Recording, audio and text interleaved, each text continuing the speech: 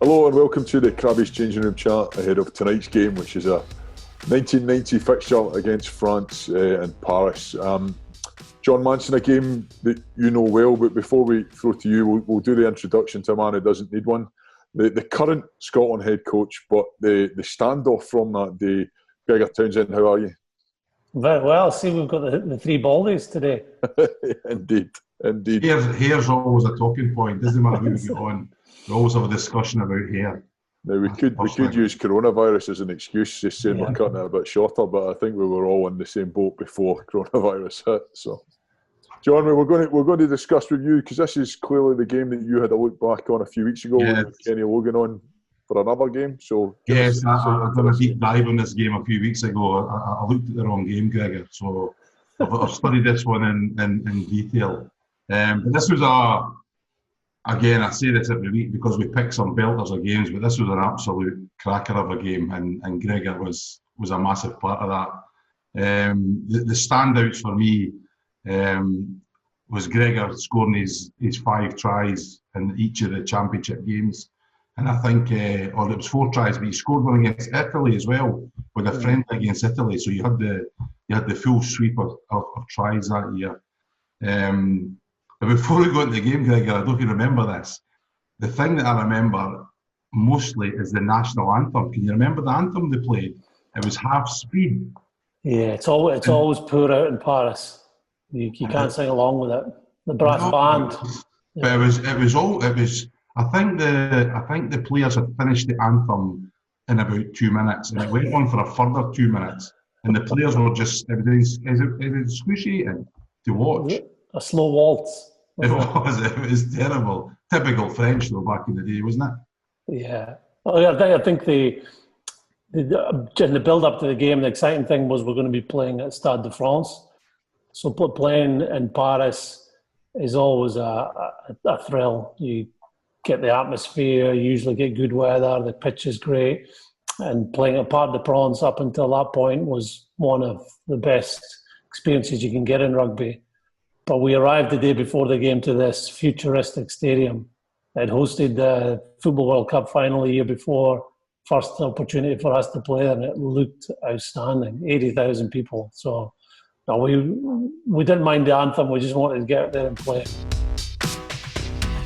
But this game, the 1999 game, I've read it quoted somewhere that you have said that this was one of your favourite moments, if not your favourite moment in a Scotland jersey. You've got great memories of the game itself, and the team that was around about you as well, especially that back line. It was a special back line that you guys had back then. Yeah, look, it probably is my best memory playing for Scotland. Given that we were able to win in a venue which was very tough to win, the way we played, everything just clicked from around 7 minutes till 37 minutes. And we'd been on a journey in that season where we just got better and better. We were training really well. There was a real connection with everybody in the group. And this game was a culmination of that. There was a sense of flow throughout the team that if one person did something, the other person reacted automatically to what they were doing. Passes stuck, and we played with real confidence.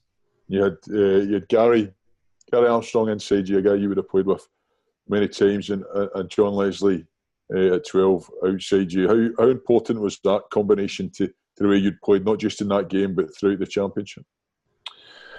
Well, really important. I think the year before we'd gone on tour to Australia and showed signs that we had some very good attacking players. We had a really good win against New South Wales, and in the test matches against the Wallabies, we played some really good stuff in attack. But the addition of those experienced players, so John Leslie, who's an experienced player from New Zealand Rugby, Alan Tate had been experienced, been a Lion, played for Scotland, and Gary Armstrong, also a Lion, played many years for Scotland. That really took us to that next level of people that were not, they wouldn't take a backward step in anything. And Gary especially, he was so tough on the field. He was like having an extra forward at times, but also he realised that we had a lot of strengths out in the back line, so he got that ball away quickly. And when you look at the game, you probably think, oh, well, some great tries and attacking rugby from deep. But there was also a tough edge about how we played. And Gary led that. He would follow through in tackles and just stay on someone for a bit longer. And Budge Bounty would show the opposition his studs while rucking. Scott Murray had a real edge about him. And that's what you need. You need tough players that are willing to take on the opposition with physicality, as well as the confident players who wanted to take on the opposition ball in hand. Gregor, you don't go to Paris, and I've talked in depth on this, but you don't go to Paris and win a game without the forward pack setting the platform. Talk us through how good that starting eight was that day.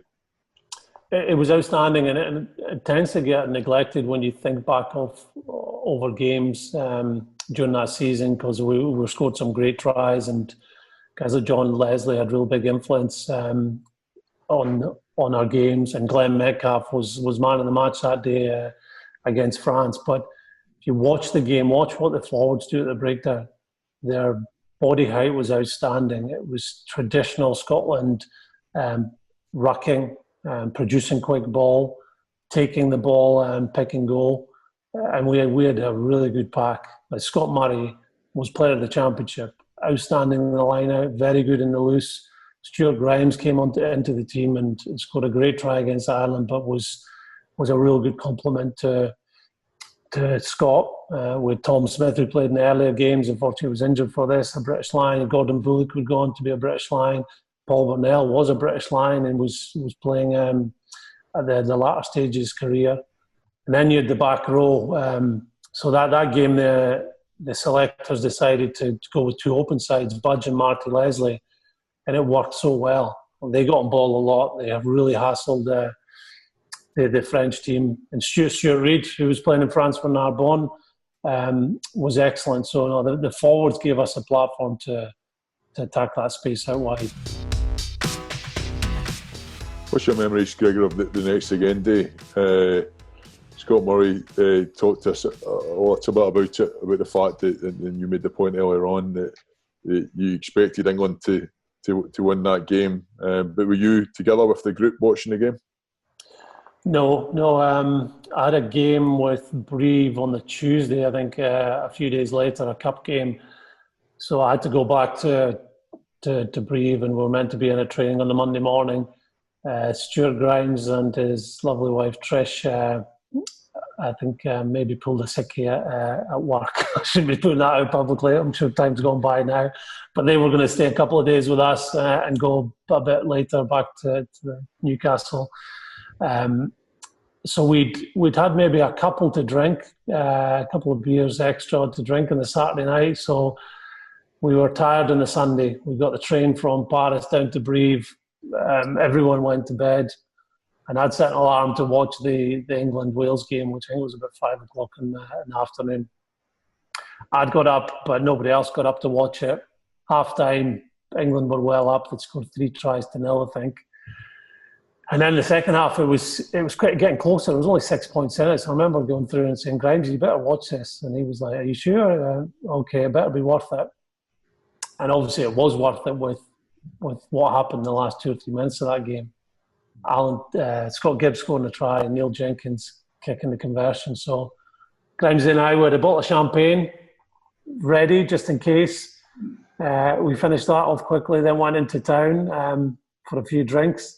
Brive on a Sunday night isn't the busiest place in the world, so we had to get a friend of the club to open up his cafe, and we got a couple of the Brive players, Olivier Magna, who played for France as well. They joined us, so we carried on the celebrations. But disappointingly, we missed out on the great occasion at Murrayfield where like 10,000 people turned up. We always try and compare players from the past to players now. You know who you get compared with quite a lot, don't you, as a player? Yeah, similar traits, that's for sure. And how can you see a lot of that in yourself? You and Finn, can you see a bit on the pitch? Yeah, look, I think Finn's a much better passer, much better kicker. Andy, we have similar running games, and we look to offload out the tackle. I think we both have the same mindset of the challenge of taking on a defence. And at times, it used to put me in trouble. If there's two defenders up against you, you'd be going, right, how can you still take on these two defenders? Whereas as I got through my career, I realised there were other ways of manipulating the defence. The kicking game became something that I did more and more. Whereas the 10s nowadays, Finn and Adam and others, they've got that awareness of the kicking game in terms of how it can get you better ball, how it can manipulate a defence further out. So they've definitely got more balance and more variety in the game than I did back then. Well, Gregory, it's great to have you on and talk about that time in a Scotland jersey. You get quizzed an awful lot at the moment about your current role to Scotland, but you hear about that special time that you had, as well as some of those players you were playing alongside, has been brilliant. So thank you very much for your insight, and let's look forward to a fantastic game. A pleasure. Thank you, guys. Thanks, Gregor.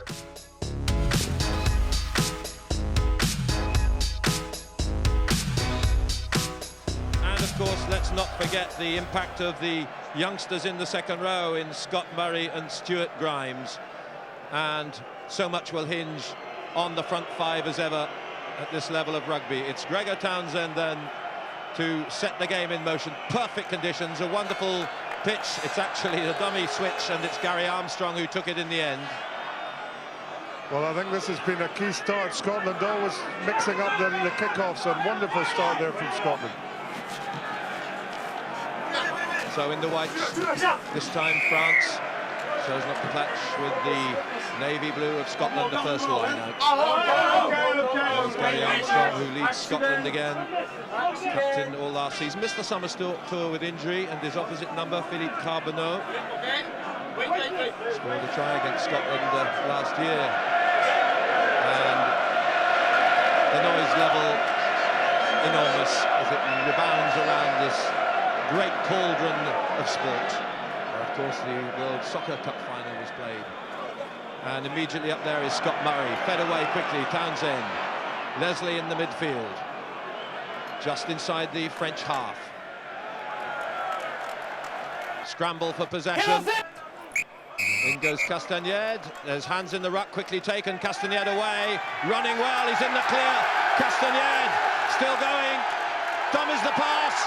Just short of the line, 2 meters out, and still France are there in numbers. Castagned almost the whole length. The drive to the line just kept out. Scotland endure defence, but they've kept the line secure. This time it's with Dominici fed out. There's an overlap, a certain try surely, and Tamak goes, makes the line and scores the try. With scarce a minute on the clock gone. What an outbreak, what a start for France, and the crowd just in seventh heaven. Well, as you say, Nigel, magnificent start from France. They just controlled the way that they tore into that opening ruck. They put Scotland under possession, under pressure. Castagned, wonderful quick feed from the penalty, and this just classic French handling. And there we are, wonderful try there also from Ntamak. Nothing that the Scots defence could do about that one.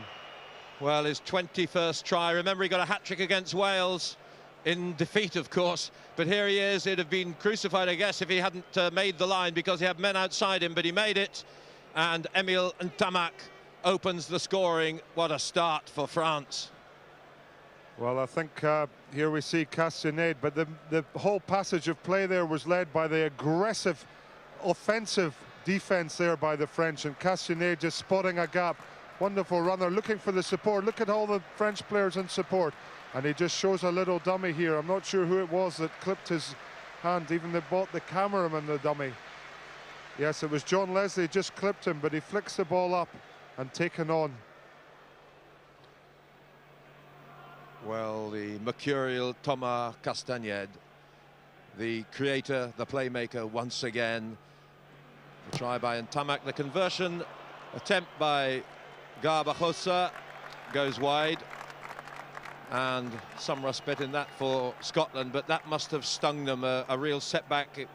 It was vital, I sensed, as you sensed too, Gavin, that Scotland made a good start, and that, of course, was the worst possible opening for them. But it was brilliance from the French. Yes, indeed. And just France capitalising on an error there in the Scottish midfield. The ball went loose, and these forwards just came storming through onto the ball. Immediately won it. Scott Murray, I think, gave away a penalty, and the rest is history. The catalyst, Castagned, is the player injured. My word, what a worry this would be to France if he were to leave. He's, you can see, in some real trouble, is hobbling to the touchline. And so they will have David Ocagne standing by to come on as replacement. And play restarts. They have not brought a replacement on as yet. Permission has to be given, of course, and it will be David Ocagne from Pau, who's already won 14 caps, so a familiar figure.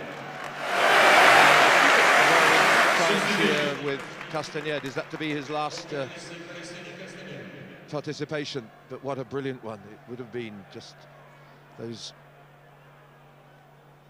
moments of magic. Whipped away via Combat now from Ntamak.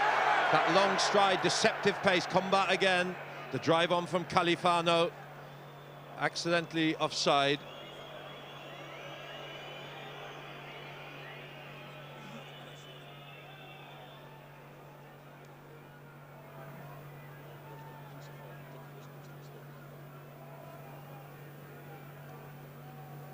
And a break for injury here.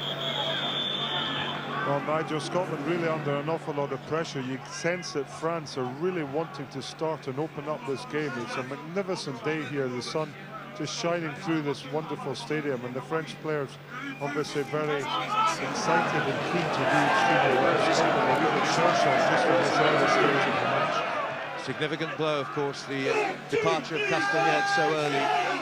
And I wonder whether that will not have a counter effect to that morale-boosting start. Ocagne, the man now in possession, as Scotland get the ball. It was a loose pass from Armstrong, fell at the feet of Kenny Logan. Here come France again on the counter. They've got the bit between the teeth as off goes Castel. 10 metres out, the pressure again on the Scotland line. And still possession comes. Ocagne, this time it's Califano setting up the rush. Still within 8 metres. Scotland defence under real threat here. Castel once more with the drive. Scotland regroup. Scarce a moment's breathing space for them. And they have it again, France. Ocagne dropped by Combat. Referee, well, it looked like a knock-on to me. The referee's still playing advantage perhaps here with Scotland possession.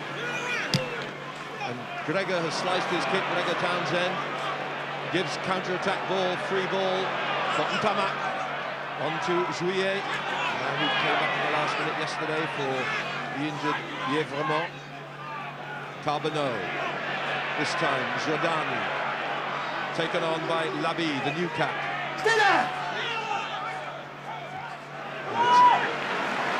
Real frustrated with possession for Scotland thus far. There was a charge down in free possession from Scotland's way. The pass by Hilton went behind the man. Armstrong trying to calm it down, but it's only again gone straight to Ntamak. Ntamak, blistering pace, but held on the halfway.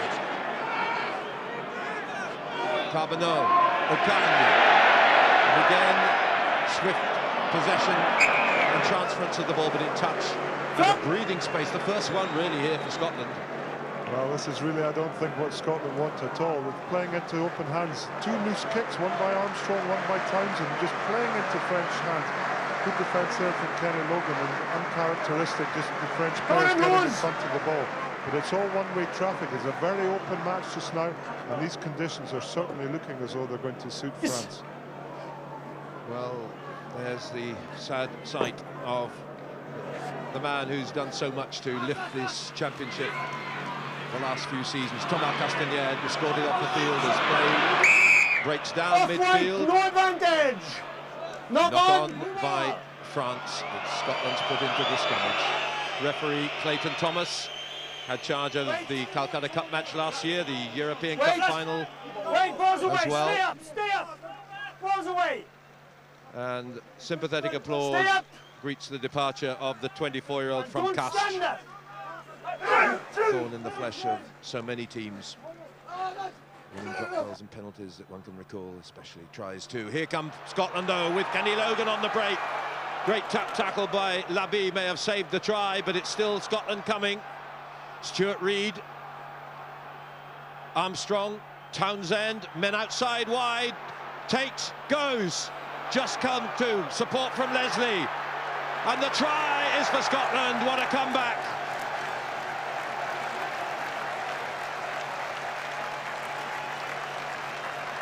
Well, what a riposte from Scotland, and quite unexpected, you would have thought, the way that the game had gone so far, Nigel, but tremendous riposte. And here is just the finishing off. Good hands from Scotland. Tate just looking as though it might have been a deflection there, but an inside pass, I think, from Tate inside to Martin Leslie. And that is a magnificent try. Wonderful riposte from Scotland there. Well, couldn't have been more timely, could it? Scotland coming back. Here's Martin Leslie, son of Andy Leslie, the former All Black captain, scoring his first try for Scotland. And a vital moment to bring parity, and the conversion to lead is successful by Kenny Logan. Well, it was a wonderful inside break from Kenny Logan. He came off his wing, direct angles of running that opened it up and split the defence wide open. Wonderful play from Scotland, continuing from what we've already seen from them in this Five Nations Championship. 10 minutes played of this first half. What incident we've had. Another thrilling overture to such an important game. And Scotland doing well. That was so vital to their morale, to their confidence, restored as they now lead 7 points to 5. Townsend, Tate, brilliantly taken by Metcalf, who's clear out the midfield. The defence of France is in tatters.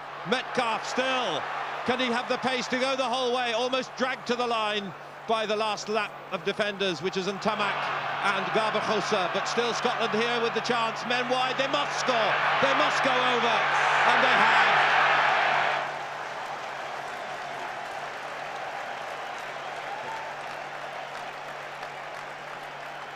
Well, Alan Tate, what a score within a minute of the last.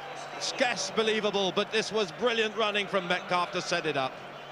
Well, fantastic by Scotland. I can hardly stay in my seat here, but that was just tremendous running. Glenn Metcalf breaching the defence once again and just having the confidence, Scotland. Tremendous step off his left foot, just completely bypasses one of the French players. And look at the Scotland supporters, the players in support there. Ntamak just grabbing Metcalf down by this jersey there, pulling him down, but tremendous support also from the rest of his Scottish teammates. Look how well he does to stay on his feet, get up off the ground and stay on his feet and make the ball available. And that was the secret to this try being scored.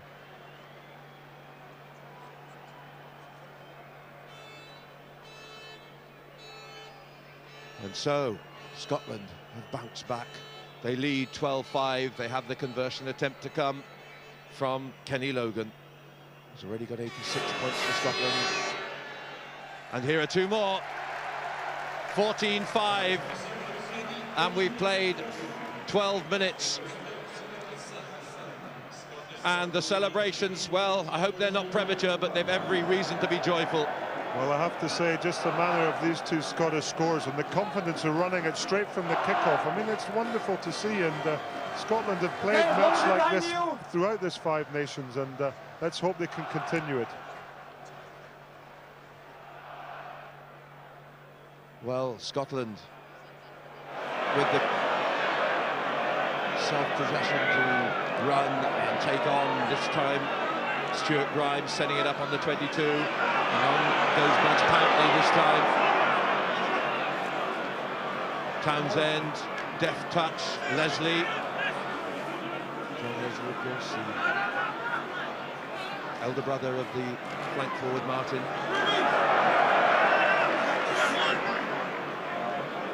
Townsend, need to keep it in the hands, does so. And again, the French tackling looking very wafer thin. And Scotland exploiting that weakness which has characterised so much of France's performance this season.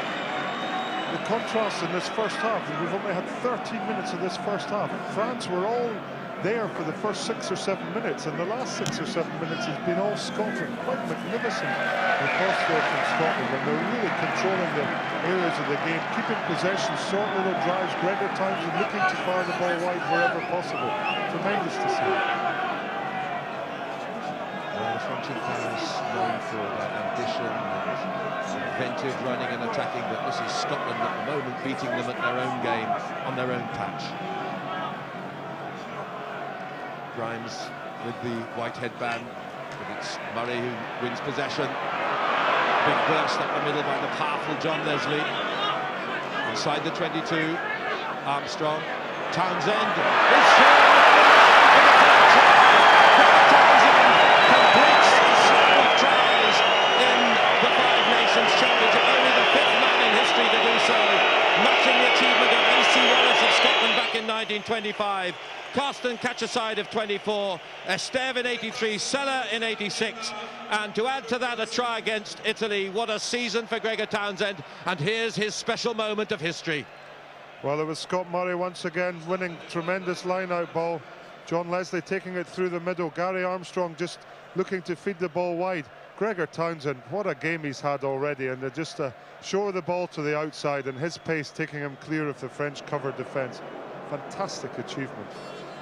19 points to 5 already. It's now 21, less than quarter of an hour played.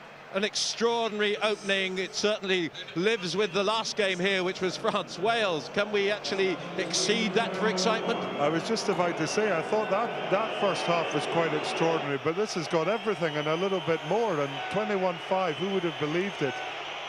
Just 15 minutes of this match gone. Well, Gregor Townsend celebrating, and that's an extraordinary performance from the restart. The crowd beginning to whistle at France here, but France, remember, have talent. Here it comes again. Garbajosa held. His support players had just overrun him. Shades of desperation. Combat to score. Touch given. Touch given by Derek Bevan. It must have been in touch by a whisker. Comba on the drive was celebrating just too soon. Well, I have to say, a tremendous... he just put his foot in touch, I think, and Derek Bevan down there on the touchline spotted it, much to the relief of all the Scottish supporters around this great stadium. Yes, on the line it was. There's jostling and barging in the line-out. Relief for Scotland, who can calm it down a bit here and just deny France possession. On the line, of course, is in touch. It was a close thing. Just prior to that incident, wonderful try-saving tackle by Glenn Metcalf. Had a superb game so far. Well, he has. Well, he hasn't put a foot wrong. As we look down on the luckless Thomas Castagnède, what bitter disappointment for him, having sparked that staggering opening and the try that set France on their way, one might have thought, but not a bit of it. Scotland had something else to come.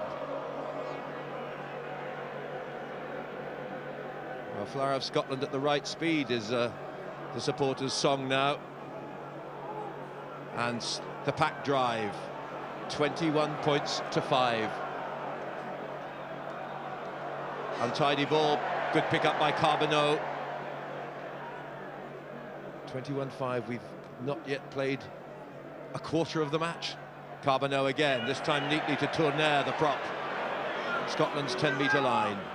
Once again Carbonneau, this time with Olivier Brouzet. Real bruiser he is too. Carbonneau, Ocagne, slipped on takeoff. Still possession retained. In the bright sunlit quadrant of the pitch. Taken on by Dominici. Then the drive up the middle by Ibanez, the captain. And the certain desperation and intensity of this French comeback here. They're retaining possession. Back to Carbonneau. Mismove by Combat, but a bit static. Scotland up fast. Thin blue line stays firm, but it could be breached here as Garbajosa takes it on. Back to the prop Califano, but it went back, so there's no knock-on given, or is there? There's offside though now, and that's against Scotland. I think if this match is going to continue, Nigel, at this pace, then these players are going to be out on their feet. Jim Telfer looking very anxious there alongside John Rutherford and Hugh Campbell, the assistant coaches, but I think underneath that exterior, he must be very, very pleased with the way his Chargers are playing so far. And 3 tries already by Scotland in their opening challenge. The gauntlet really thrown down. Leslie Tate and Townsend.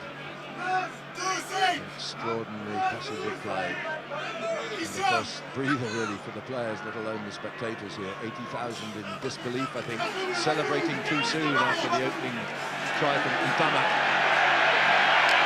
But here's a powerful drive, 5 metres from the Scotland line. Stuart Reid tried to cling to the opponent to stem his advance. Ball's not coming, ball's on the deck. And there'll be a putting just a little puncher time between Budge Pountney and France's number 8, Christophe Juillet. And the time just to settle things a little.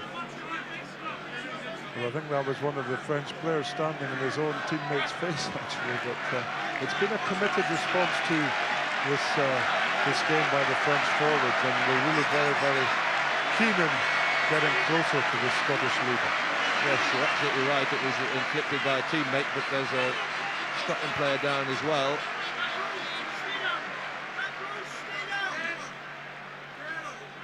Perhaps we can see from this angle. Well, it was Carbonneau, wasn't it? Carbonneau obviously doesn't like one of his teammates, but we will see. They have the scrummage. France within 3 metres. The scrummage wheels round 90. A 16-point lead for Scotland. Here.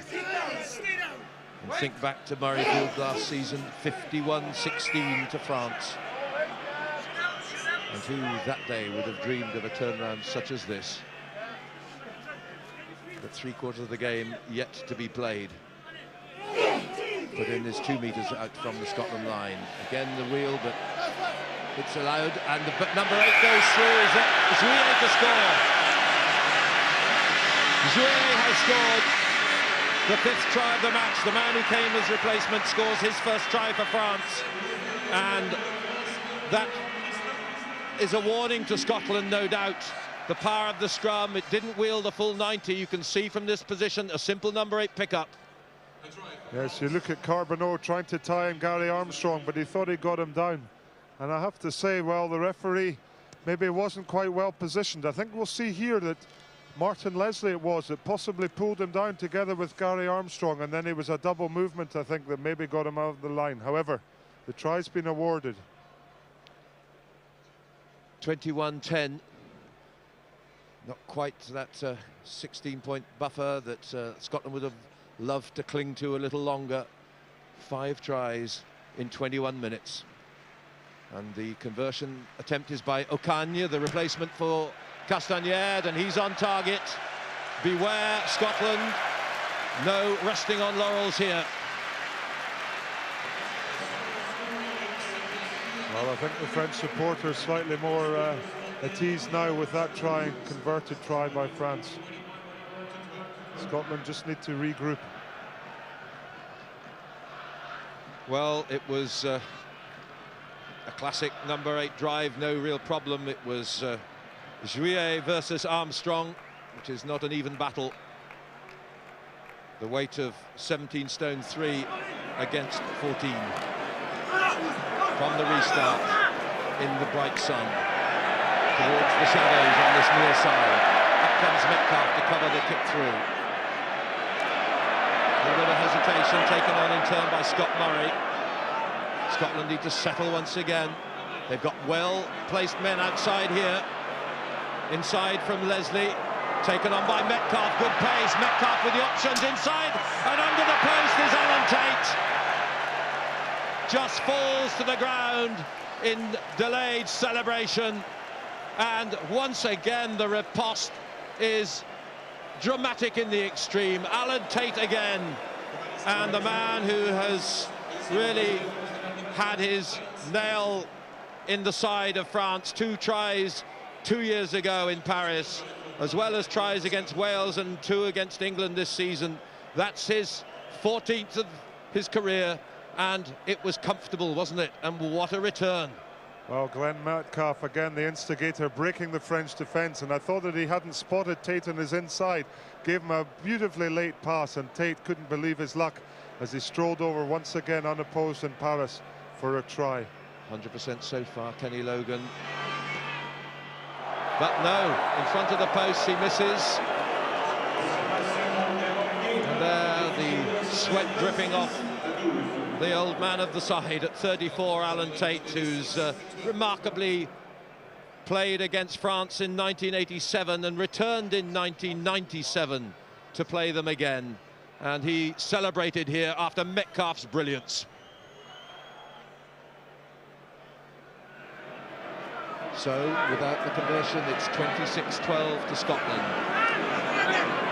6 tries and 23 minutes played. You can't recall a game with such a flurry of scoring at international level. Gavin, you've not been involved in one like this, have you? Well, I haven't, but I have to say I'm still very annoyed with that conversion kick going the begging, and it might tell the Scots might later rue that. I hope not. Indeed, it was 2 of the simplest points, and Kenny Logan may have just, I don't know, didn't seem to scuff it or miscue it, but it certainly went wide. The gift, really. So the scrummage to France outside the 22. Jouillet impeded effectively by Gary Armstrong, and he knocked on. That gives Scotland a put-in. I think this is really where Gary Armstrong is at his most dangerous and most competitive instincts really shining through, and there's Jouillet just a wee bit slow with his pickup, and Gary Armstrong sniping at his heels. Caught a glimpse there of the French manager Joe Mazzo, one of the prince of centres in his day. Gary Armstrong, you were talking about him, he's sniping there. Ball went forward in the tackle, no advantage France. Unlucky, good break. Good work in turn by the new cap, Christian Labie. Yes, here we see a pickup from Stuart Reid and just running directly at Carbonneau, but he offloads it tremendously well to Gary Armstrong, just once again showing the dummy, and it has been very good for Scotland. They're gaining a lot of ground from these dummies, the French players buying them. The view from where Castagnette sits disconsolately on the bench. Ocaña, his replacement, and Tamac downed. Advantage Scotland, none comes for the knock-on. Great tackle came in then from Martin Leslie on Tamac. And these pair from the Southern Hemisphere have had a tremendous impact on this Scotland side, the 2 Leslies. That's right. I think they've just brought a bit of composure to both the forwards and the backs, and John Leslie particularly revelling in his play outside Gregor Townsend. Here he goes. On the break. Townsend! Didn't see the support player, he's just short of the line. The try is there!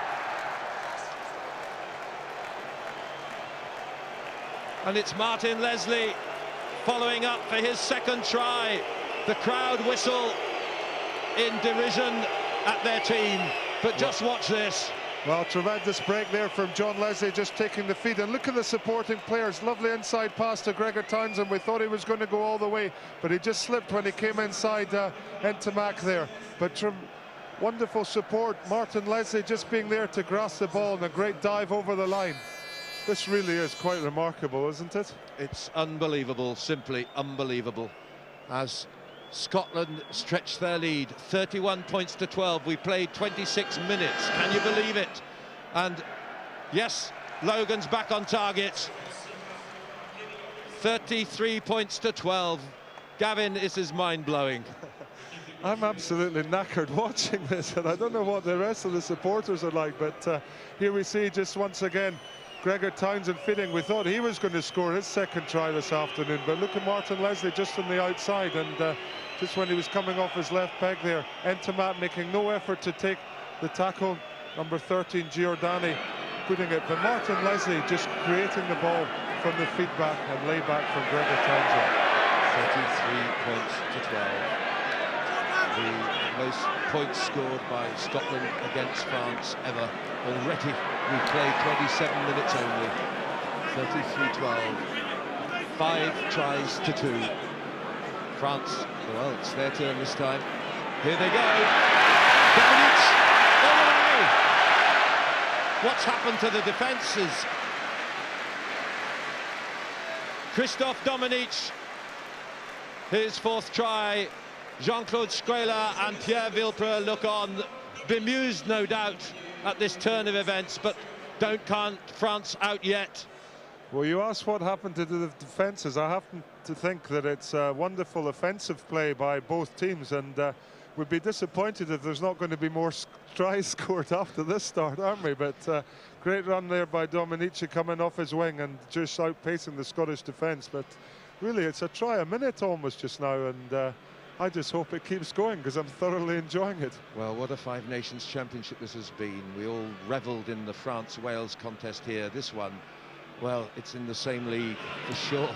Can it maintain it? The kick goes over.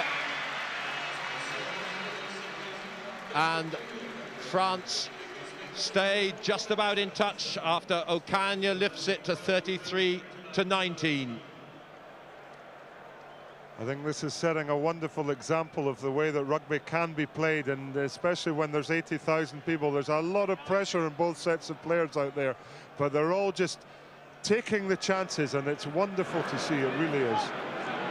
Whoever said rugby is not a handling and try-scoring game, this is such a breath of fresh air. Here goes Tate. Logan. Metcalf, pushed off by Labby, Combat, Harum Scarum, Ocaña, Tourneur. What entertainment, what thrills. A minute, Combat, and again Dominique, just knocked forward. Well, there's so much pace in both teams, and as Gavin Hastings has said, it's as much about brilliant attacking and invention and not playing to the strict rules that coaches often enforce, and credit must go to Jim Telfer and Squela for that. Well, I thought Clayton Thomas there was doing the Scots a favour. Just seeing it in the replay, maybe not. He was quite right. France really very keen to get back into this game, and you just have to almost wait for a couple of minutes to see another try being scored. 8 tries in half an hour. Was there ever such a game?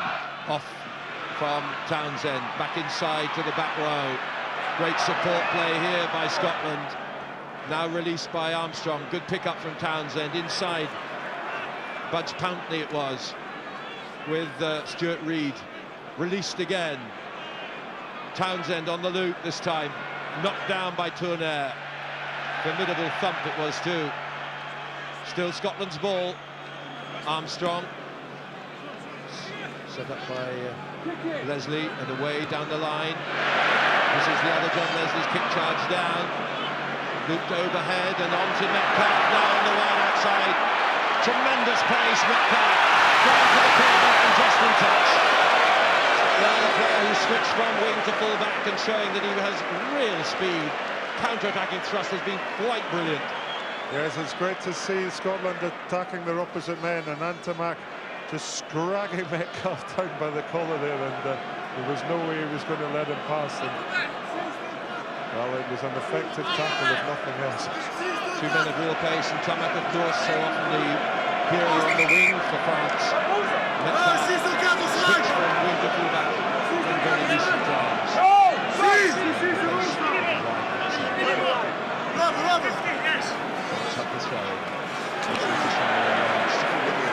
set piece, so little static play.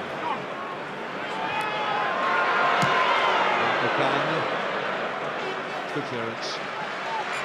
When you think about it, how many kicks have we seen in this game? There's very few indeed, and you know, only like that, when you're 3 or 4 meters in front of your own goal line, that we've seen some kicks. And Keep refereeing, mate. Top 7. it's just amazing. You just wonder where this game's going to all end. It's so exciting. 52 points on the board. Still quite a way short of half-time here at Paris in the spring. The sun, the fun, the running, and the burst again through the middles with Tate. Long feed to Logan, not a good pass. Well picked up by Logan. Yeah, some more enterprising back play from Scotland. It's so refreshing to see this. John Rutherford, as the Scottish backs coach, has been a fantastic job with the Scottish team. And unfortunately, that pass, tremendous pick-up by Logan. And a nice flick up, but it just, if it had gone to hand, might have seen another try there. Again, one looks at the impact of Alan Tate. Came back to Union from a very successful spell with Rugby League, Widnes and Great Britain, to, I don't know, bolster the midfield and show great attack and thrust and power. Pressure clearance, and a chance of a breather for the referee, let alone the players. Feed out by Carbonneau. Ocaña in defence for once. With only 33 minutes having been played, you get the sort of feeling that both sets of players would be quite happy if the game only lasted one half, wouldn't you? Absolutely. Yeah, it's a lot of running for some very big men up front. Here comes Armstrong to Reed via Dave Hilton. Midfield in the 22. Leslie. John Leslie, that is, 5 metres out. Stuart Reid with the setup, a big man from Leeds. Added thrust in this back row too. Leslie again, that's the centre. Pressure here though by Dominique. But there's advantage being played from an earlier knock-on. None comes Scotland's way. They'll have the scrummage put in 8 metres out. Yeah, Scotland got another excellent scoring opportunity. I think there's a danger when there's been so many tries being scored that you realise that there is actually a game to be won here. And I think that just with the nature of the game so far, that Scotland, I don't think, can afford to miss up on the opportunities like this. Excellent scoring opportunity for Scotland. Don't put it in. Gregor Townsend off to the right. He's got Leslie and Glenn Metcalf to the left. Scrummage screwing around, not steady. Still not settled. Referee just getting a bit edgy with them. Clayton Thomas, Armstrong here. 10 metres out. Clean strike. Loose heel though. Pops up nicely though. Food through to Logan, came from Tate. Knock on, the pickup's good. Was it forward? Yes, it was. By Stuart Grimes denied. Just forward. Well, you can sense the frustration on the players of Scotland there, just realising that this was a knock-on and maybe another try-scoring opportunity going a-begging. We're going to see some very tired players very shortly. I think it must be extremely hot out there in the middle of the field. Well, believe it or not, we've gone 8 minutes without a try. Can you believe it? We can scarcely believe this, can we? Philippe Carbonneau, Gregor Townsend's partner at Brive, is the player requiring attention. Formerly of Toulouse, he actually played centre at Toulouse and left the club because they insisted on playing him there, but he is an outstanding, gritty scrum half, very much in the Armstrong mould. Players of similar calibre here. As replacement, Christophe Losuk waits to come on, uncapped. He's been on the bench all this season. Here was the incident. The challenge of Armstrong, enough to upset, literally, Philippe Carbonneau. The injury quite accidental. Somewhere around there. I bet that hurts. Christophe Losuk.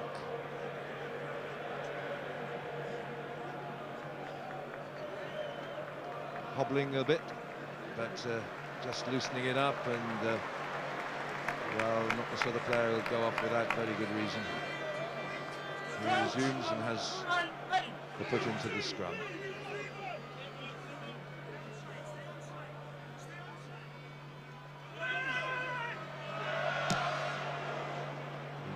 Kanya had to harry that one in touch just short of the halfway. Good clearance. It gives Scotland the throw in.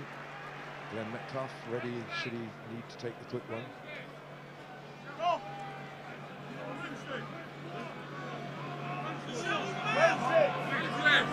Moments calm here in the Stade de France. 80,000.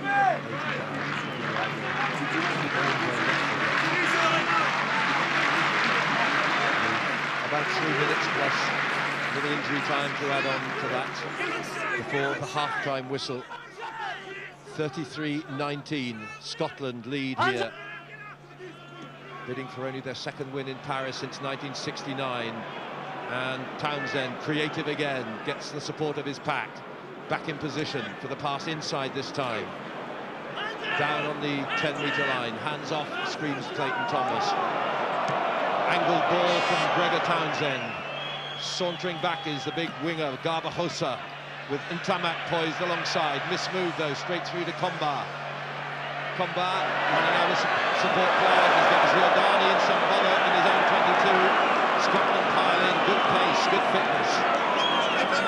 Pinning France down still, and Ntamak tries to burst the way out. There's the slip by Pinto Captain. The Bozak comes down. Inside from Garbajosa, but Califano's not the slickest handler or paceman to have in support. It went forward.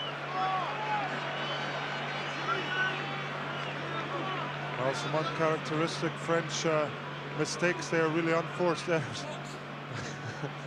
And the players, I think, are just glad to have a moment's breather. Yes, we've got a wait here with an injury to Tournaire. Front Merriman said the scrummage won't form. No, it's one of the French front row. And also Murray is injured, the Scottish winger, Cameron Murray.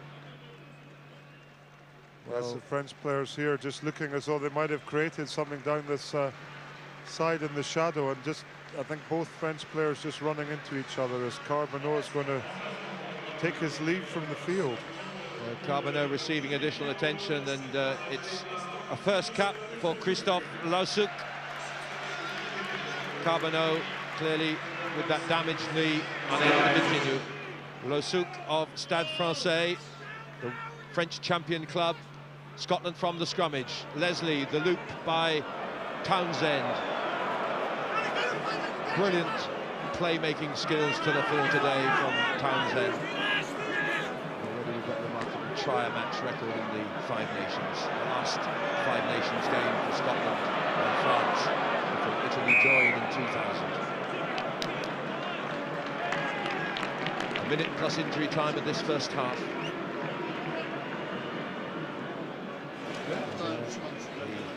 Defending knee, Carbonneau. So they've lost both their half-backs in this first half. Castagnède so early. Ocaña, his replacement. That's inside from Lausuk. Set back by Thierry Cléda.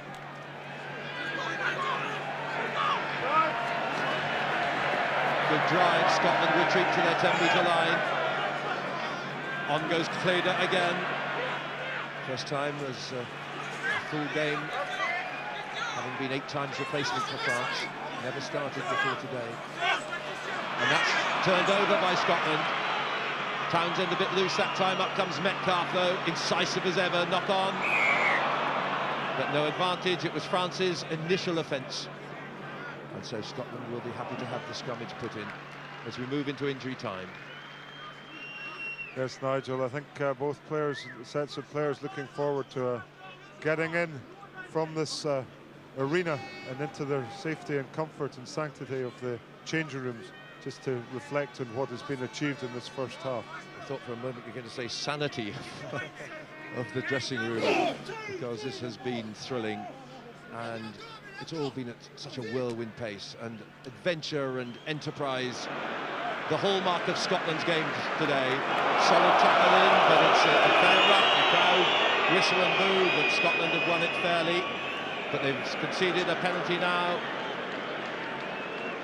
for not releasing after the tackle initially. And so France have the penalty on the Scotland 10-metre line. And 1 minute of this half remain, according to referee Thomas, and he's the man who decides. A few boots going in, but it was a fair ruck. And a first penalty kick at goal is what we're now going to see from Okanya.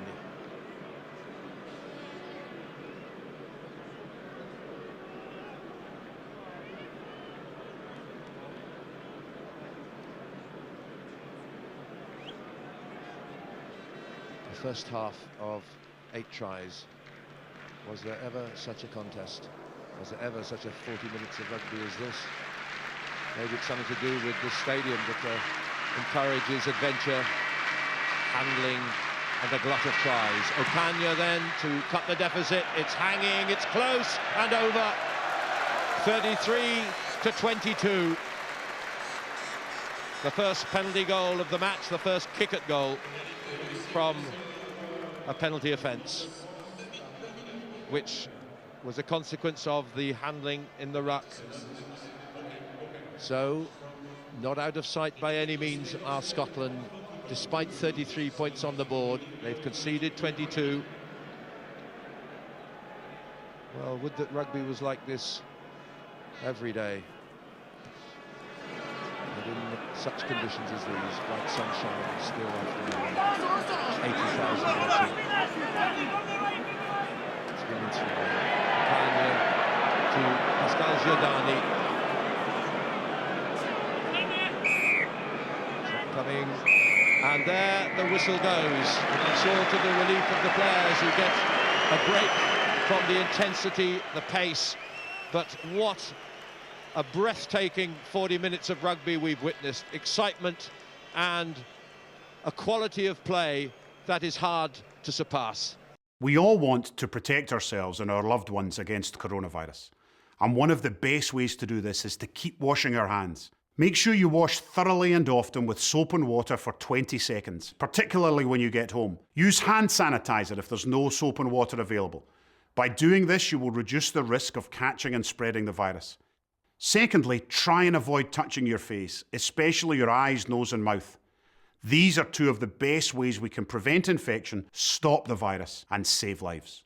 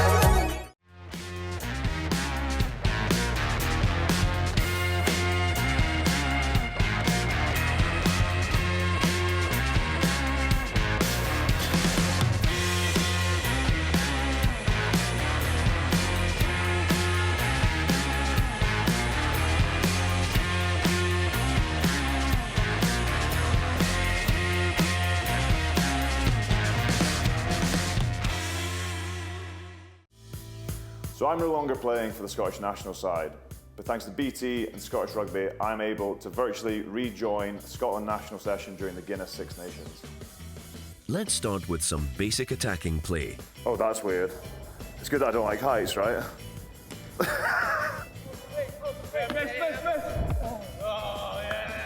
Expect Hugh Jones to throw in a switch. Square, Henry. Gonna cross who? Oh, that is weird. Don't shut it off, George.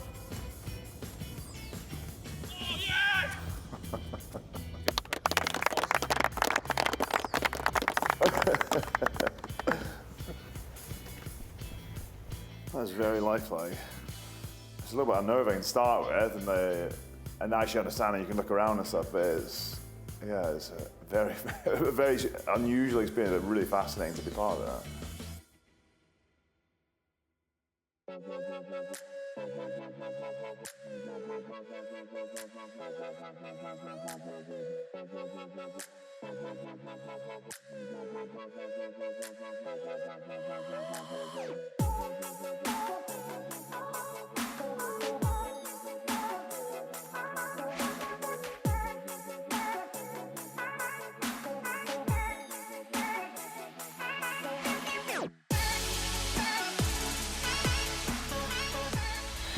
Get ready to go in the whistle. A rugby club is more than 15 players on the field. It's about a life better spent. A community mucking in together out of love for the local game. From kicking tees to cups of tea. Protecting the future of the game, making the stars of tomorrow. Royal Bank Rugby Force makes rugby life even better. We'll support over 75% of all qualifying clubs this season with tools, funding and expertise. Make sure your club is one of them. To apply, search Royal Bank Rugby Force and get started today. Gulf between the sides, 11 points. It's not a match-winning difference yet. France in the sun restart. Will it continue at the same tempo? Off goes Stuart Reid of Leeds, originally of Ballamure, the man brought in with the bad injury to Eric Peters. And the reshuffling of the back row with Budge Pountney taking over. And as yet, we've not seen Peter Walton, but I still have a feeling that he may come into play. So will it continue in such spectacular style? Referee Clayton Thomas from Neath.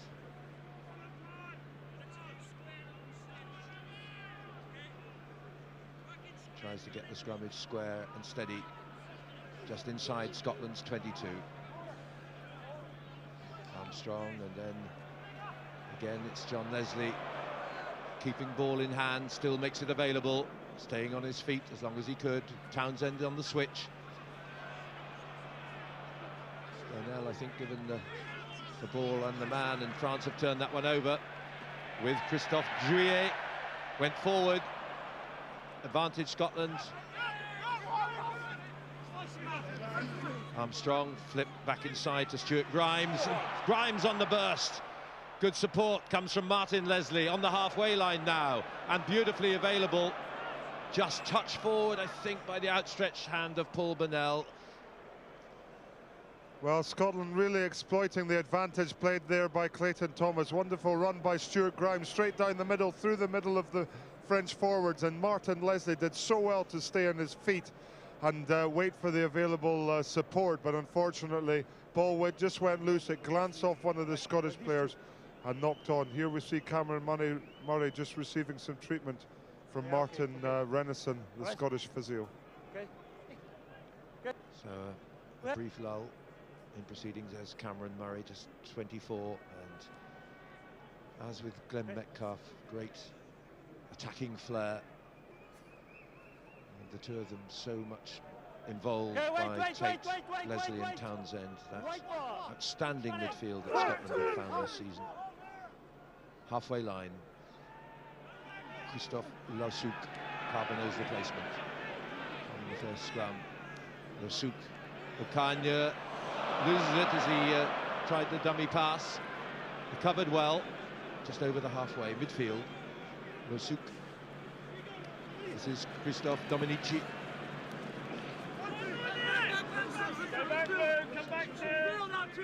Again, France possession. Ocagne through to his captain, Raphael Ibanez. The roll and lay back. Cléda. Ocagne, double miss to Ntamak. Ducks through the tackle, rather loose defence from Scotland for once. And still edging forward, but it's a turnover that Scotland have importantly produced from Gregor Townsend. Dominici And Tamak very leisurely in style, but not so.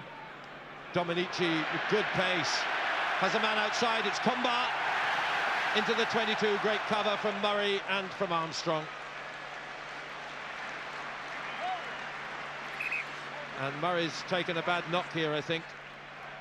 That good defence by the winger. Yes, here we see, for me, the player in the French back division, Dominici, showing some excellent pace and just feeding it out there, I think, to Comba. And some good tackling from both Armstrong and I think that's Cameron Murray down there again. He really made a brave effort to attack the heels of Comba there, running down the wing. Cameron Murray. That's what he vient de mettre. He does well with the tackle, and it's the way the players fall over him after he's made the tackle, notably Armstrong and also Comba himself. And it may be a damaged shoulder, but he's getting to his feet and is okay to resume. That's good. So inside Scotland's 22. Well, we've played 4 minutes. We've not had a try in the second half.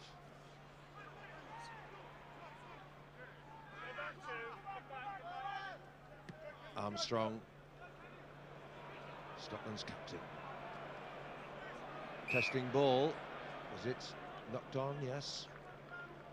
So Scotland will have made useful ground from that. I have a feeling, Nigel, that whoever scores first in this second half could really take the game. Obviously, it'll close the gap that's of Scotland's lead, but if Scotland were to score, then it's going to extend, obviously, this lead. And I think that maybe the French heads will just go down that bit more. Leslie. And again, the turnover. It's taken on well by Stuart Grimes. And his second row partner, Scott Murray. Armstrong, Townsend, mismove in the centre, lost by Alan Tate there. Failed to cling to it. It's going from side to side in terms of possession, but not the fluency this half as yet. Well, this is always a feature of the Scottish three-quarter line when Gregor is playing in the standoff position. He lies so flat, and obviously he's playing with the opposite defenders up in his face. And on that occasion, just a flat pass to Alan Tate, just not quite going to hand. Losuc leaves it for his number 8, Juillet. This is Losuc now. The chip through. Gives Scotland the throw-in at the line-out. And of course the added elements in this game, quite intriguing, with the Wales-England game tomorrow, all in the melting pot in terms of the championship. Scotland know that they have a real chance of taking the championship for the first time since their Grand Slam year of 1990. If they beat France today, France equally aware that they could end up the wooden spoonness if they lose today. So great excitement this final weekend of Five Nations rugby. Scotland trying to create from just outside their 22. Townsend, for once, an error. I think really, Nigel, it's inevitable that the second half is going to start off like this. When you're playing the first half, the whole game is ahead of you. There's no pressure on. But now they realise that any mistakes could be very, very costly. We've seen more kicks and already in, what, 6.5 minutes, almost 7 minutes now of the second half than we saw in the whole of the first 40-minute period. And the players both realise that any mistake, it could be very costly. France. Oh, nearly giving it away then as Martin Leslie was poised to intercept. Dominici, so elusive. Losuc, Ocaña lying flat. This is Juillet, just shoulder charges the would-be tackler. Outside the 22, midfield. Ocaña is off to the left. Cuts back to the pack, in fact to Losuc.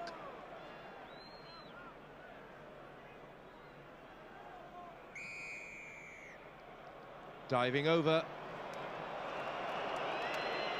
And the anger for Skrela and Villepreux, who look on. Scotland take it quickly. Townsend, a lot of space there, and Tamak across. Challenging is John Leslie. Just hangs on to the man. It wasn't forward, it went to Ibanez. Ocagne, France break out. Leslie going for the interception again, nearly came off that time too. That's his brother John, but there's advantage for a knock-on, and that will be a put-in to France. Well, there's been some very spirited defence on both sides, and this wonderful tackle from John Leslie again. Tremendous use of the short side there, and number 12 for France, Comba, being hauled down by John Leslie. You see him trying to get back on his feet, but referee Clayton Thomas adjudging that it's a knock-on. I talked earlier about the pressure that's on these players and whoever might score first, but I think also in these hot conditions, the way that the first half, fitness is going to be key. And so far, I think that Scotland, they've been showing maybe superior fitness to the big and heavier French forwards, but it'll be very interesting as this game enters the last quarter just to see which forward pack may have the better and superior fitness. A little breather, a dash of water for Paul Burnell.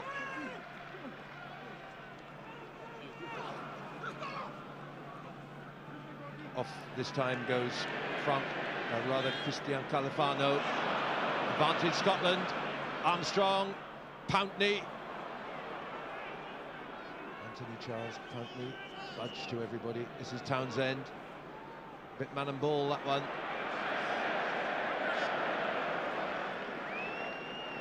Scotland have retained possession though. Set back by Bullock. Back inside, lovely pass inside to Grimes, and away goes Metcalf. Metcalf now takes with him. Can he get the pass away? Went forward just, otherwise it was Tate in for the hat-trick. Just a shade of a forward pass. Again, mercurial Glenn Metcalf. Yes, indeed, and I think particular mention, we haven't even mentioned him really yet to Clayton Thomas, but he really has refereed the game in a most spirited fashion, and he certainly was correct in his assertion there that the pass went forward. Tremendous play also from Scotland. Metcalf, I think, being the pick of the Scottish backs, although it's hard to choose amongst so many stars. All 8 of them, or 7 of them, sorry, played so well so far. A brief lull as the ball finds touch just outside the French 22. For those who may be just joining, well, we had the most spectacular 40 minutes of rugby I've witnessed in international rugby in the first half, with a tally of 8 tries, 5 to Scotland, 3 to France. Half-time score is what it still is, 33-22, and a crowd just about 80,000 in this fabulous stadium in the bright Parisian sunshine. Armstrong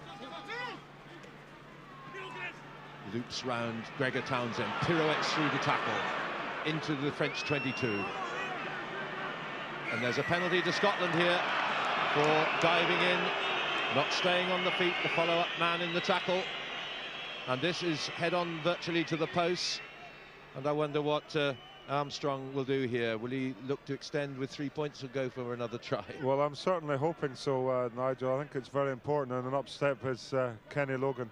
I think the feature of this game, we see all the players very, very keen to try and stay on their feet wherever possible. The amount of ball that's been released just as the player's been going down, I think, has been a feature. It's allowed the momentum, the continuity of the game to proceed from both sides as well, and I think they've been equally adept at doing so, and that's what's contributed to this fabulous open spectacle of wonderful running rugby. It's a very good observation. So here's Logan, 80% success rate. No mistake with that one. And Scotland go 14 points clear. The first points of the second half belong to the visitors. 12 minutes played. Well, Nigel, I said earlier I thought it was important whoever takes the lead, or whichever side, but I think that's a tremendous blow for France, really, and raising once again Scottish lead, and it'll give them even more confidence going forward. Knowing they've got to score at least 3 times to retake the lead.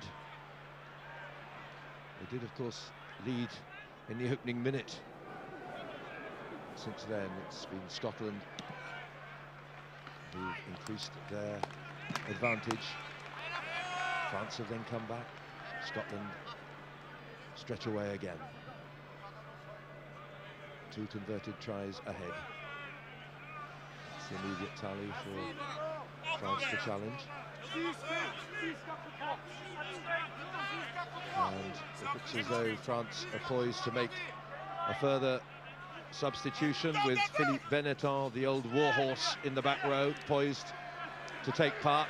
He's still preparing on the touchline as the French pack drive on into the 22, led by their captain, Raphael Ibanez.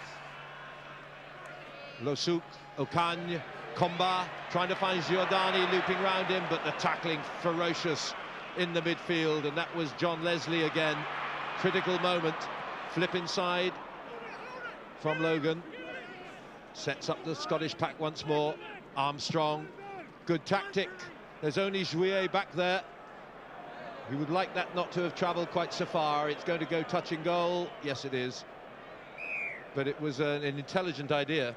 Yes, it was. Gary Armstrong just sort of hanging his head there, desperately disappointed that that kick just bounded on from just over the 22-metre line. And here we see Clayton Thomas taking the play all the way back, quite rightly so. Scrum put in from France, just 6 or 7 yards outside Scotland's 22.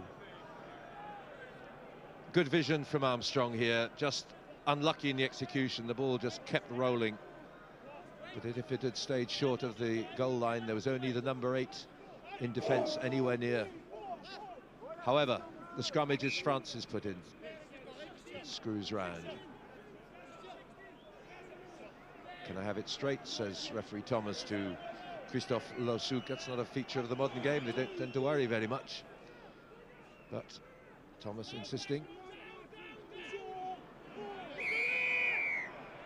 And this time telling France that they must stay bound till the ball's out of the scrummage. The back row broke off.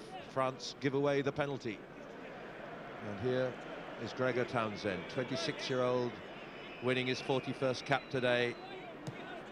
95, that famous day when the man alongside me scored the winning try against France. It was Gregor playing in the centre then. And a little flip pass that you will happily recall. I think if Scotland carry on to win that, that one will be consigned to history, and quite rightly so, because there's been some breathtaking tries already in this match. But that was the match winner, that's the key. And here comes the first, or not first, it's the third replacement with Marconnet coming on, the man who played against England.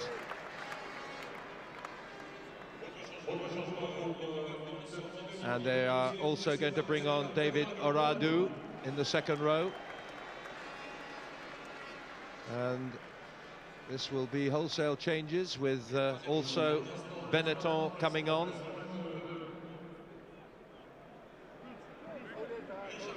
So off goes Castel. And a big cheer as the old warhorse, Philippe Benetton, who now is the most capped player on the field, winning his 58th cap. His first was a decade ago against the Lions at Parc des Princes. Well, I think this is significant, Nigel. They're bringing on one player in each of the 3 rows of the scrum here. It'll be interesting to see how it influences and changes the direction in which the French forwards have been playing this game so far. Armstrong via Grimes. And a big upending tackle.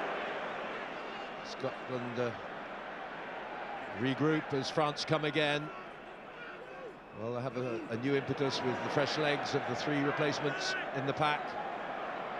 Halfbacks already, of course, brought on for Carbonneau and Castagned early on. Not allowing the ball to be played, clung to. And the man infringing was the new man on, the prop, Sylvain Marconnet. Well, some very good Scottish defence there. You see the ball clearly being out, and this is where the greater numbers of the Scottish forward pack were counting. And referee Clayton Thomas, I think he's had an excellent game so far and was spot on to award the penalty to Scotland. Really, I think the fitness has been taking its toll on the French forwards, and Scottish legs still seem to be very strong. I have a feeling this is a very significant kick, because I think France, the heads will go down if they know they've got to score at least 3 times to go ahead, but it's well short from Logan. And France look for the counter-attack chance with Ntamak now stepping up a gear to Dominici. What an elusive runner he's proved to be. Less good is the handling of Ibanez.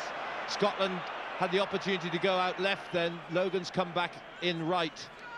Maybe just didn't get the vision of what was outside him. We've an injured player in Scottish colours too, as John Leslie gets the pop pass over the top from Gregor Townsend. The injury is to David Hilton. And Tamak again always looks lackadaisical, but it's deceptive, his speed. That long stride from the Toulouse fullback. Well, I think France there also showing that their capabilities of running the ball from the short kick. And also from the quick line out. Okanya looks for the counter-attack chance, sees a phalanx of Scottish tacklers confronting him, turns back towards touch. Set up again, this time fed up by Juillet. And Tamak. Combar in trouble, loose ball. In goes Tate. But there's a knock-on. The first offence was a knock-on by Scotland. No, it's French who have created the error. I thought as much. Well, you've got to say, Nigel, that France really committing cardinal suicide there from in front of their post. I mean, they didn't have any overlap there. You would expect them to do so if they did have the overlap. But look at the face there. The aggression of Alan Tate and the concentration as he's going towards that ball, and France not helping themselves. The forwards will be absolutely furious. And as you said, Ntamak, he's just so laid back. Any more laid back, he'd be horizontal or upside down, I think. France really, I think, are going to have to work something to take the play up to the other end. And the cheers, or the song of the supporters for Scotland, rings out loud and clear. Flower of Scotland, and their heroes lead by a clear 14 points. We're coming up to the midway point of this second half.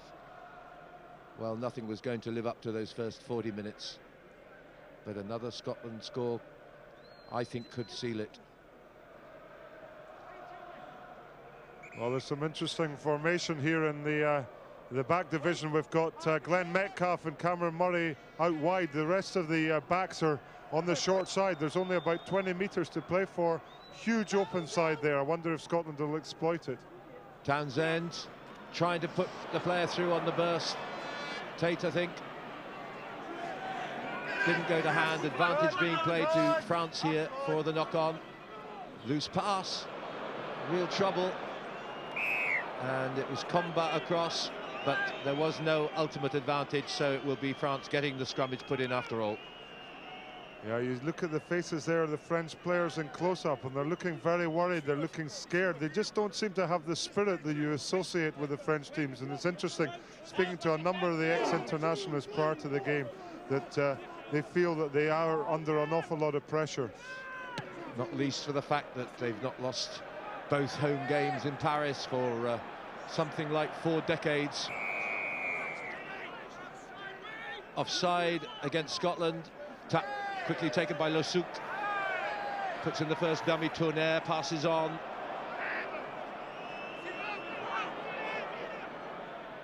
Into the shade. Nice feed through to Giordani.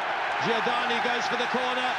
Tried to pass inside to Ntamak, who had his back turned, or was he actually obstructed? The referee looks and makes an instant decision. That is a penalty to France. Interesting call, that.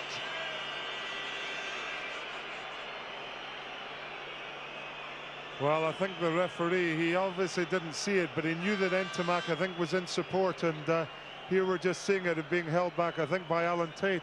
And you know, that's obviously a warning being given to Alan Tate there. However, you could say that his rugby league experience was used very much to the full and could well have prevented Scotland from, well, France certainly from scoring the try and Scotland conceding one. Yes, the tug on the French fullback.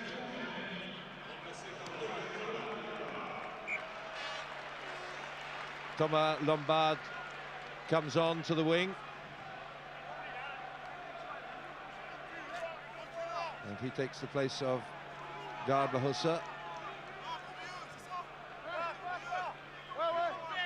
In fact, they've restructured their midfield. They put And Tomac into the centre. They've left Garbajosa out on the right, and they've put the replacement Thomas Lombard as France drive to the line.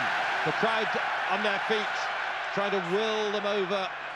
Scotland hold them up. Still there with Ibanez. No more than 2 meters from the line.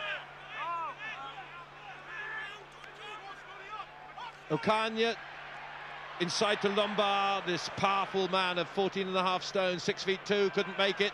Could they now?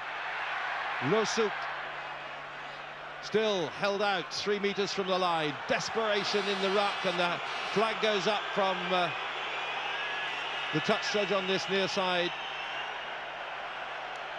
It's still raised, and it will be, I think, for that over-reckless use of the feet. Steve Lander drawing Clayton Thomas's attention to the foul play.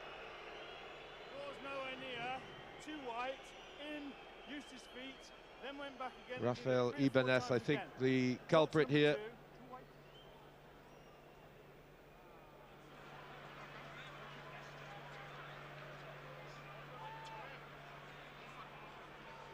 Yes, good play there from Steve Lander, quite rightly identifying the French captain Ibanez, and Clayton Thomas now going to have a word. He was using his feet without the ball being anywhere near, and this is meeting the disapproval and displeasure of the majority of the supporters here in the Stade de France. I must admit that the defence from the Scottish team, they exerted the turnover there. Very, very strong defence. France looked very much in the ascendancy and complete control. And tremendous Scottish defence, just allowing them to clear their lines here by Gregor Townsend. Allows Scotland to regroup, resettle. And you can see it's, well, it was in clear view of the touch judge on this near side. And it was frustration and desperation from Ibanez.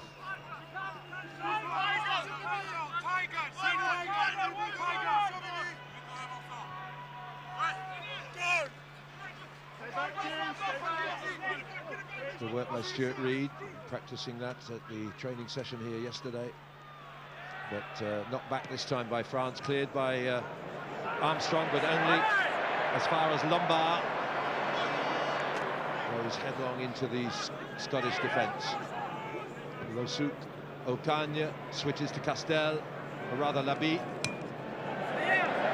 Labi almost to the 22. Loose ball, but it's hands in the ruck by Scotland. Penalties. France need more than the 3 points. They go for the try. Drive into Scotland's defence again. 10 metres out.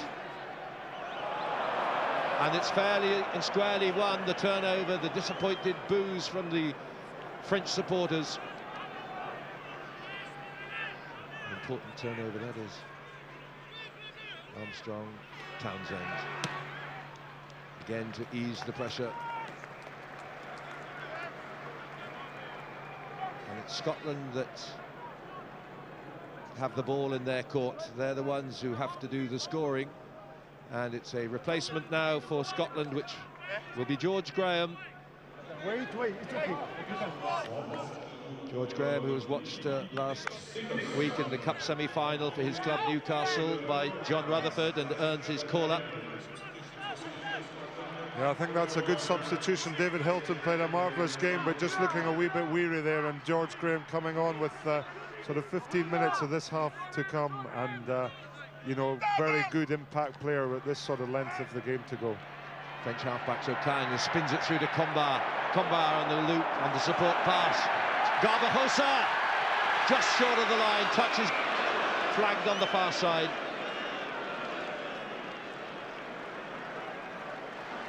And that's sort of the French flair that's always there. It's latent, and again, it's containment that Scotland must think in terms of now.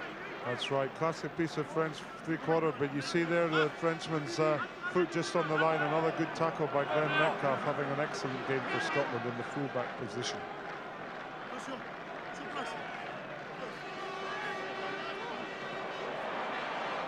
Well, it fell well for Leslie. Armstrong.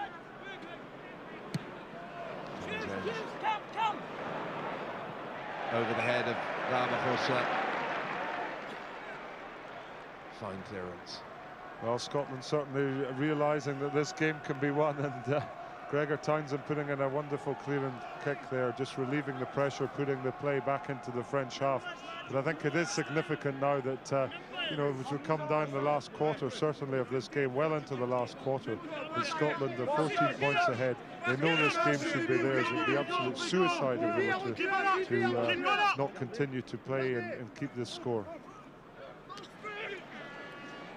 David Oradou.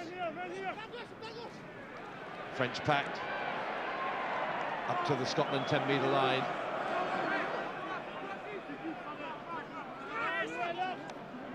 Souk, Otan, Comba, Zilaivois, much in the Corda new mould. Ramaphosa, who's rather Dominici, who's been so impressive throughout. So counter-attack runner, Okanya again. This is Comba losing possession. Importantly for Scotland again, who are under a lot of pressure at the moment. They've actually conceded the penalty. Offside, I think, given by Clayton Thomas, as well, anxious faces in the Scotland camp. Jim Telfer there. This is last Five Nations game as principal coach. Though I don't doubt for a moment that his influence will persist in the years to come, Gavin. I think Jim Telfer will be continuing to be involved with Scottish rugby for a long, long time to come. He's been a magnificent servant to the team, but I think tribute and praise should also be given to his assistant coaches, Hugh Campbell, and of course John Rutherford, whose you know, hallmark as a player has been stamped all over the Scottish three-quarter division during this Five Nations Championship. True enough. Good recovery by Scotland there. And I think it was Scott Murray who came round for an important ball. Cleared by Armstrong. And this is only adding to the French frustration. They've been getting close, but not able to capitalise on their position and possession. And Scotland are staying cool with 11 minutes to go. They lead 36-22.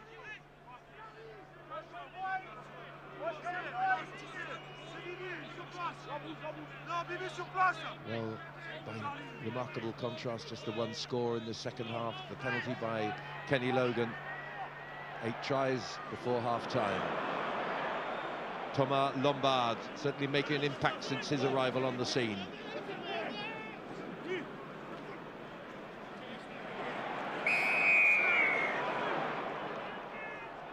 This time Scotland go down on the deck and give France the penalty, and they'll have to run from here. Remember, 2 converted tries, their minimum target to get on terms. 10 minutes to go.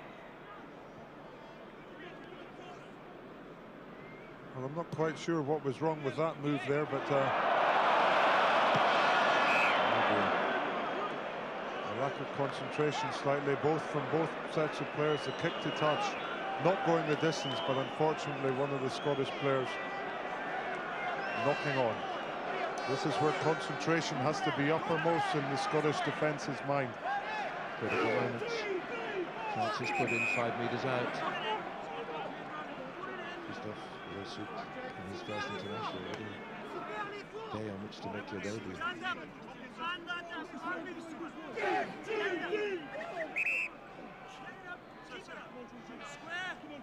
Far third of the pitch and brilliant sunshine has been all afternoon, but the long shadows grow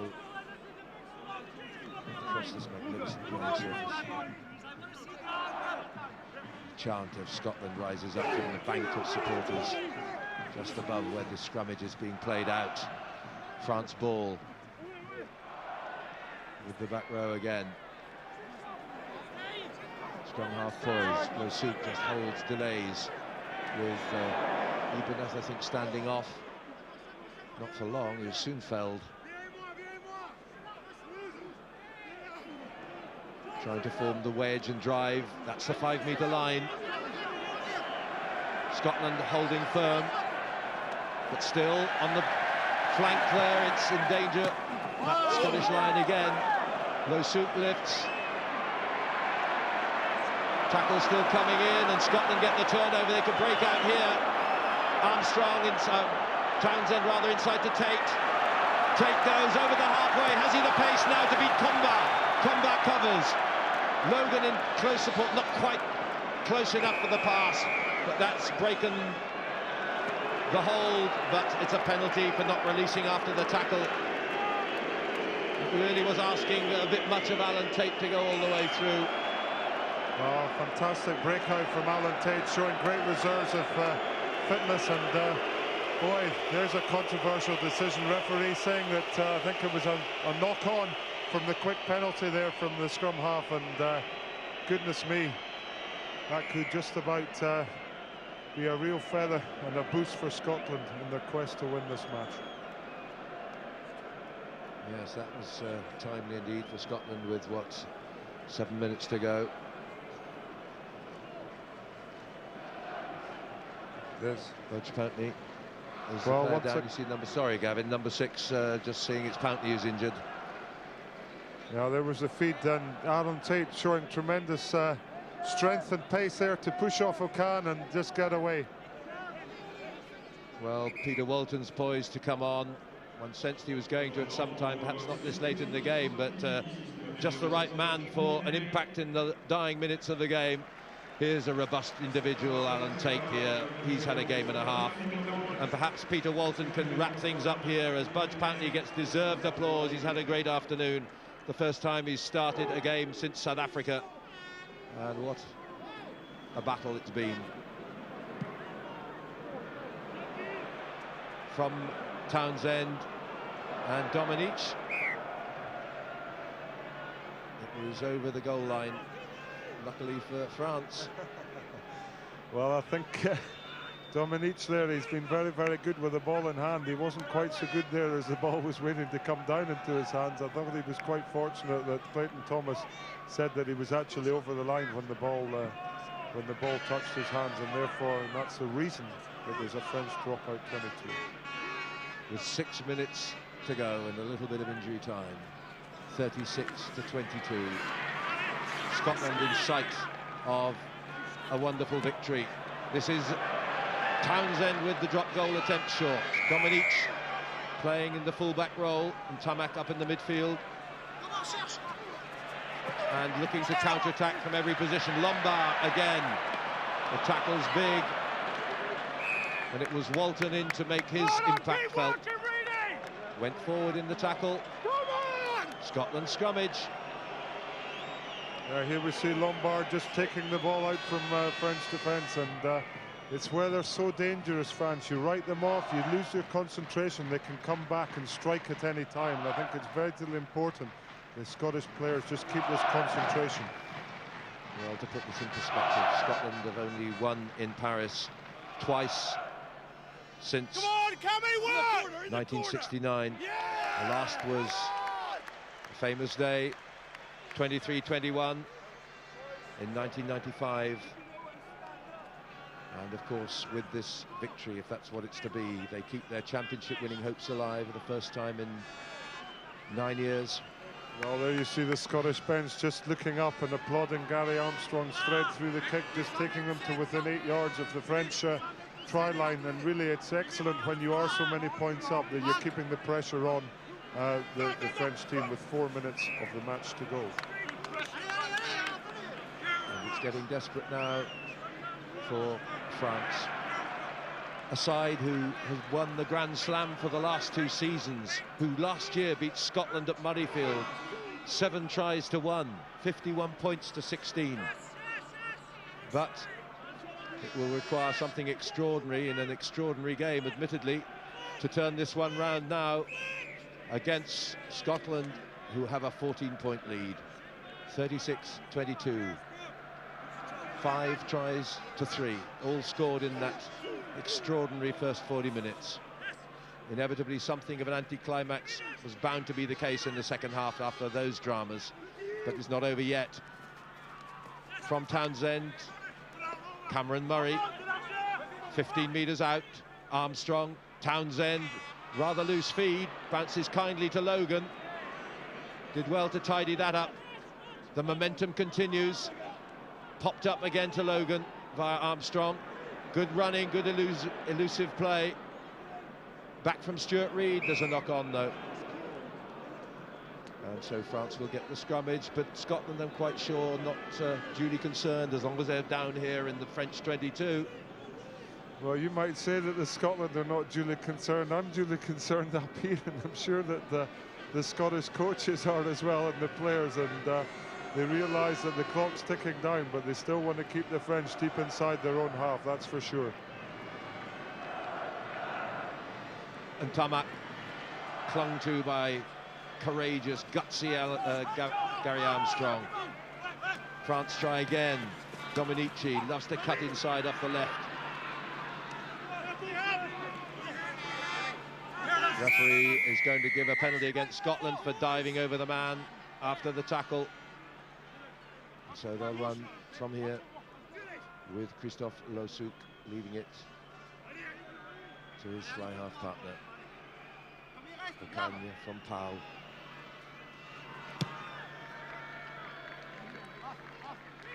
We're down to the last couple of minutes and injury time.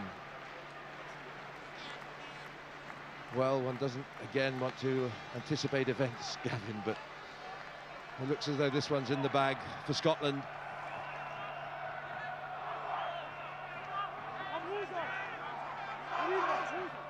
France's line out, cut to 4.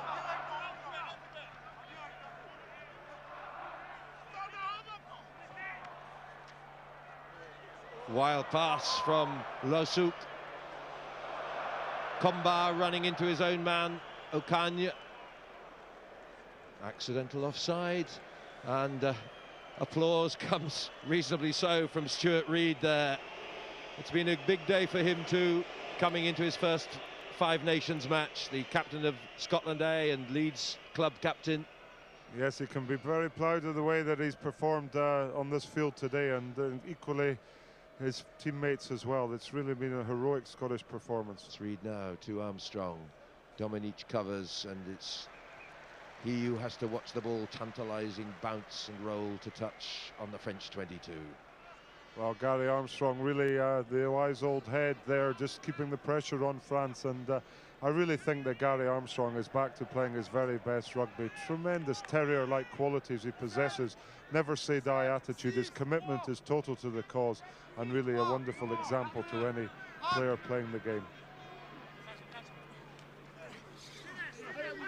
So imminent is a triumph that only Alan Tate, Kenny Logan and Gregor Townsend have experienced before. Victory in Paris. That in 1995.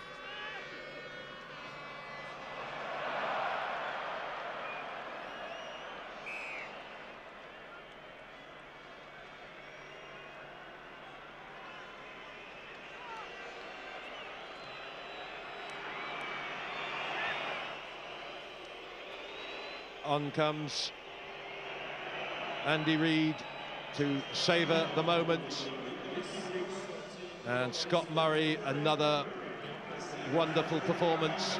What a season he has had alongside Stuart Grimes in the second row. Andy Reid then, a nice gesture this, to see out the last moments of time, and a Scotland victory. Gary Armstrong on the break, pops it inside, couldn't quite find Metcalf, but the drive on by Walton, 5 metres out from the French line. Can Scotland wrap it up in the perfect way? It's a penalty that they have, and they'll settle for that.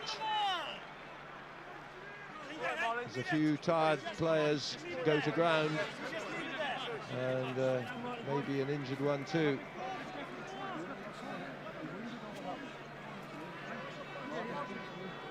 Yes, I think it's Martin Leslie there, and he really has had a fantastic game for Scotland. 2 tries, and what a player, what an impact of this first Five Nations season.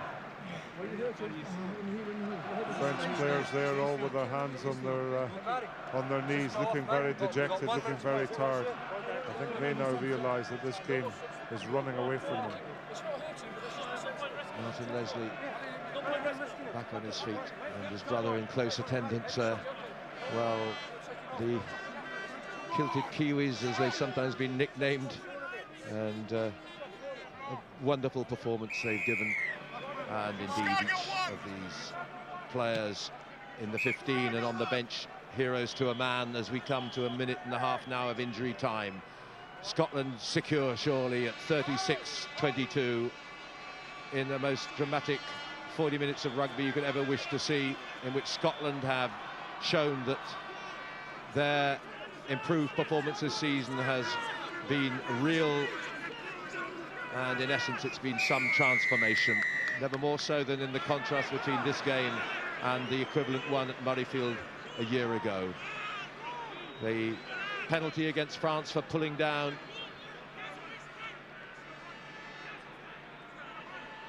And a little discussion between Townsend and Armstrong, the referee urging them to make a swifter decision than that.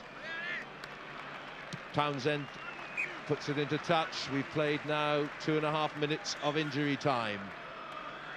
A silent crowd of French supporters. A joyful, boisterous, full song, few thousands of Scotsmen here in this great stadium, where they have seen a remarkable Scotland performance, but one that is not a flash in the pan by any means. We've seen such improvement in victory over Wales and victory over Ireland, a very narrow defeat at the hands of England only. This could seal the finale, but just short of the line. But no matter, the final whistle goes, and it's joy unbounded for Scotland, who come to Stade de France for the first time and win handsomely, not in any way undeserved. It was a spectacular performance after the initial setback, and here they are celebrating a victory, 36 points to 22, and one that certainly is not only a magnificent triumph against France, but also keeps the real hopes of winning the 99 championship, the last of the 5 nations, alive, all depending on the outcome of Wales-England tomorrow.